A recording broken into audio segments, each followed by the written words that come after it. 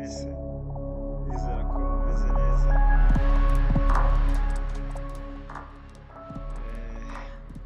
Iyi ni channel creatinze kugira ngo ize idufashe, izajya idufasha ibijyanye no gukurikirana ibijyanye n'ikoranabuhanga.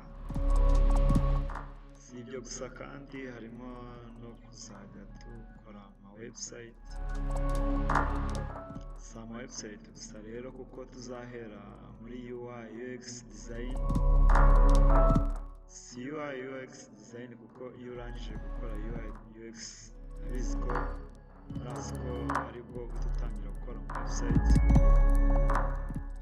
Rero muri makenya hashaka kanya muri packages zibateganyirijwe. Ndabizi tuzungukiramo byinshi kandi namwe muzungukiramo byinshi. N'abadindiye rero tuzatangira tureba ku bintu byose bijyanye n'ikoranabuhanga. Tuzareba ku bintu byose bijyanye n'ikoranabuhanga, uburyo twateza imbere ikoranabuhanga mu gihugu cyacu, uburyo natwe twakwiteza imbere mu bijyanye n'ikoranabuhanga. Biradusaba rero gukurikira, tukajya dukurikirana ino channel. Ndagerageza ku buryo buri wa gatanu nzajya nshyiraho ikiganiro kugira ngo twese twungurane ibitekerezo. Niyo cyamara iminota 10 cyangwa iminota 20, ariko ndizera hari aho tuzagera. Muhawe ikaze rero.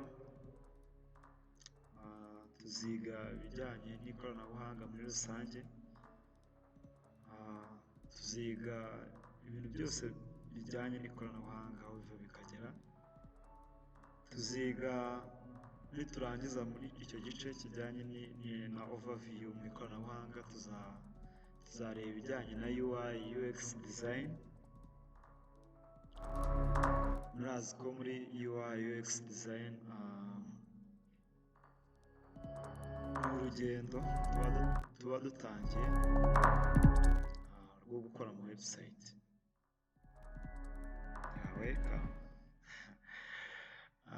Si iryo somo gusa duteganya, kuko hari n'andi masomo turi guteganya.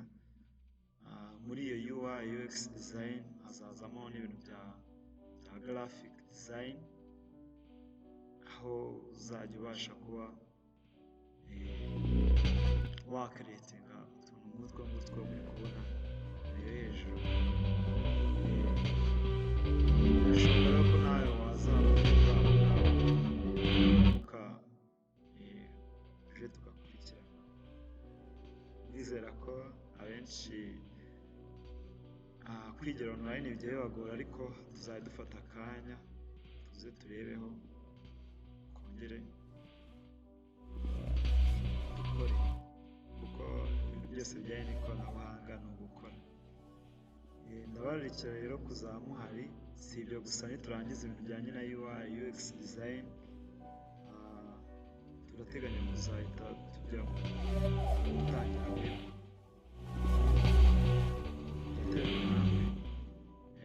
Dushaka ko nzajya tugenda dukora kuri UI UX, tugasubira kuri web development. Iyo mvuze UI UX ubwo ni bijyanye na user interface, cyangwa se ibintu bigaragarira user. Abizi ko ibintu bigaragarira user ari byo bishobora gutuma ikintu ushobora gukora gishobora kugurwa cyangwa ntikigurwe. Ni byiza rero kubimenya, nubwo utamenya kubikora, ariko hari some information cyangwa se hari amakuru y'ingenzi ushobora kubonamo. Tuzagerageza ku buryo rero ibyo bintu byose tuzabisobanura mu Kinyarwanda, nimunkundira mukaba muhari. Tuzakomeza rero n'igice kijyanye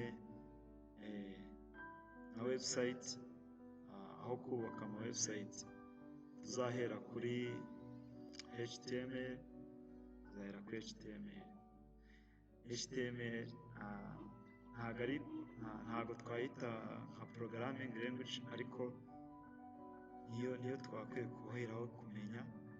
Si ibyo gusa kuko tugomba gukurikizaho CSS nayo kugira ngo tumenye uburyo ki dushobora kudizayininga cyangwa se gukora akantu muri HTML tukahita tukadizayininga neza muri CSS.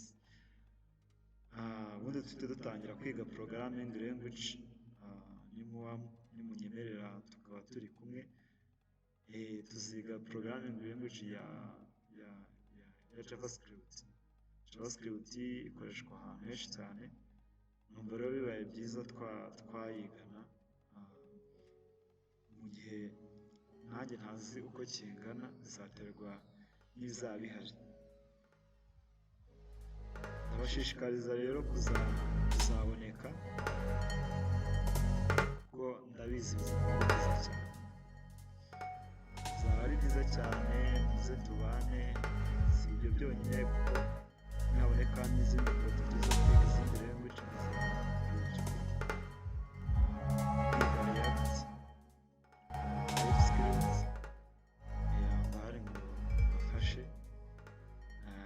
rero naje kugira ngo ndebe ko hari abantu bifuza izo opportunity cyangwa ayo mahirwe kugira ngo tuyabyaze umusaruro.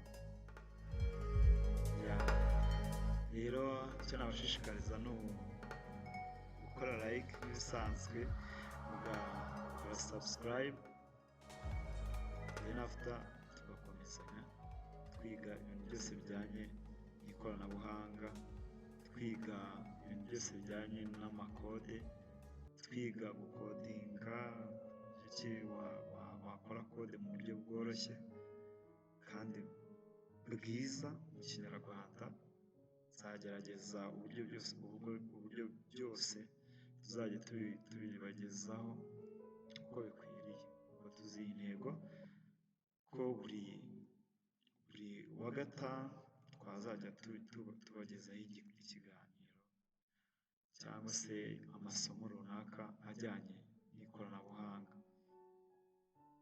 Murakoze rero, ndumva nta bindi, abantu baba bumva bari interested cyangwa se bibashimishije, ubwo bambwira tugatangira tugategura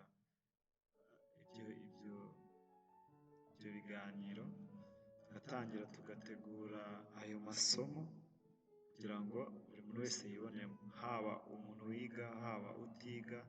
Aya masomo ashobora kugufasha mu buryo bumwe cyangwa ubundi. Merci.